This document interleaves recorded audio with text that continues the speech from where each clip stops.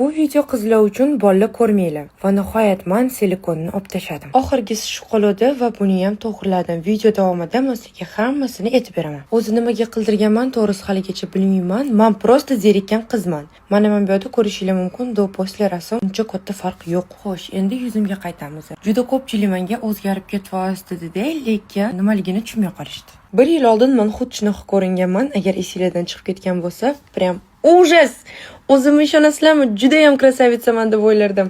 Kimdir menga negativlik qilsa, samotsankam shunaqa balandligidan bir tenga olmasdim. Va bu rasmimda hali silikon qildirmagandim. Xo'sh, yuzimda qaysi xatolarni endi to'g'riladim. Qoshimni rastushovkasini o'chirdim. Qovog'imga nitka qildirgandim va uni oldirib tashladim. Cho'chkamda, skulamda, dahanimda 2 mg filler bor edi. Ularni eritib tashladim. Labimda 7 mg filler bor edi. Uni eritib tashlab 1 mg qildirdim. Sochimda 400 g kapsula bor edi, почти yarim kilo va o'shani ham olib tashladim. Figurani zaldan zo'r qilib chiqarib olsa bo'ladi. Уже 1 yildan beri men o'zim zalga chiqmayman. Xo'sh, bu videodan maqsad qizlar, baribir естественный narsa juda ham chiroyli. Men bunaqa narsalarga qarshiman, nima durlar demoqchi emasman. No перебор qilarish kerak emas. Ishonasizlarmi, shu narsalarni orqaga qaytarish uchun men 2 barobar pulim ketdi. Men qilgan xatolarni qilmanglar. Sizlarni yaxshi ko'raman.